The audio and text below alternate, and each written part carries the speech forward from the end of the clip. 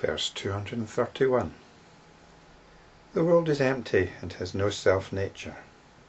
To talk of permanency and impermanency is the view maintained by followers of birth and not by those of no birth. So the world is empty. There's nothing in it.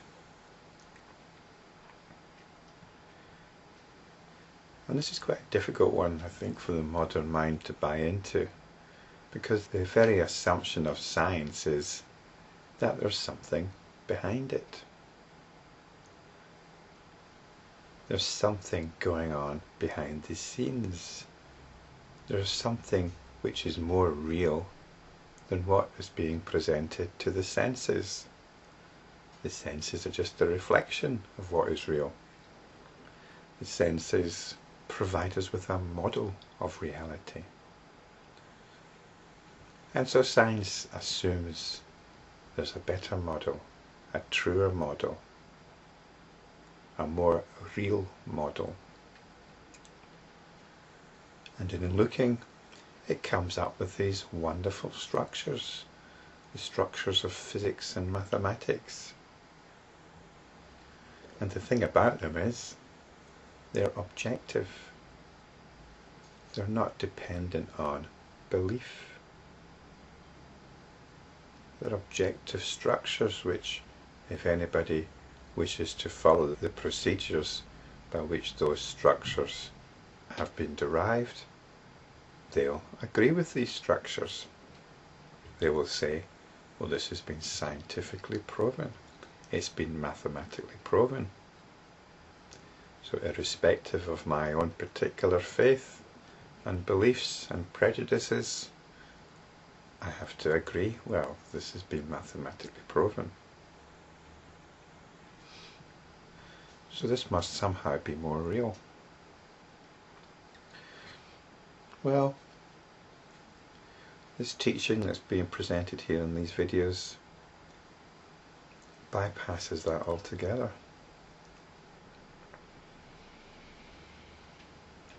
All search into the deeper meaning behind the dream is also part of the dream. So it's a very profound statement. The world is empty and has no self-nature. So this is telling us, this is spelling it out. This is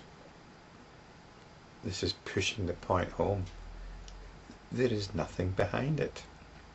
There is nothing behind the appearance, any more than there is anything behind a reflection. A reflection is a surface appearance. It doesn't quite work because we can say there's a reality that reflection depends on. But there is nothing real coming from the direction of the reflection.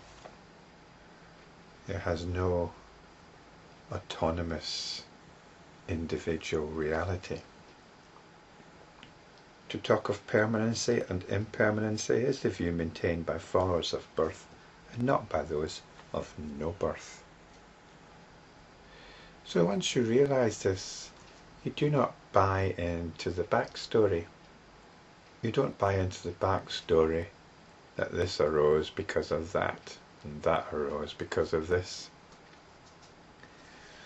And you certainly don't buy into the backstory of religion, of religious belief, which says that everything arose because of some supernatural being in the past,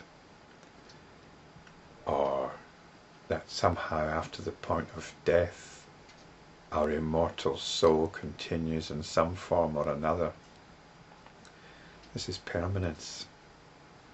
And we could talk of impermanence to be the talk of science, how everything is subject to change. Things dissolve and pass away. Nothing lasts forever. This is impermanency. But it's also the view of most Buddhists. In fact, it's a core Buddhist teaching. All things are impermanent. and are therefore intrinsically unsatisfactory. So to talk of permanency and impermanency is the view maintained by followers of birth. These are the people that believe that something actually comes into being, that the world is something real, that there's something behind it all, that there's a backstory.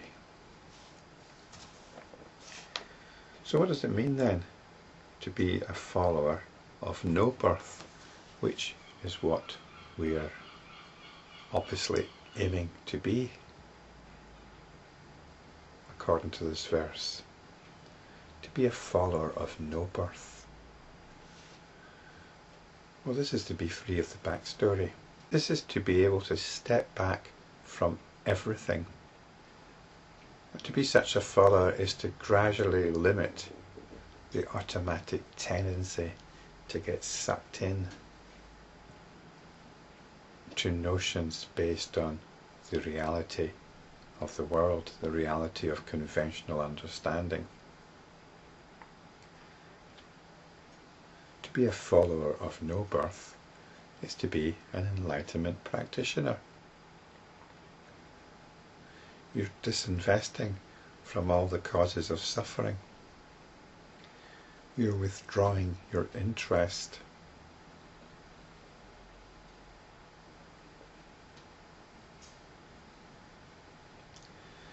And where is there to go? When you withdraw your interest in the backstory, where is there to go?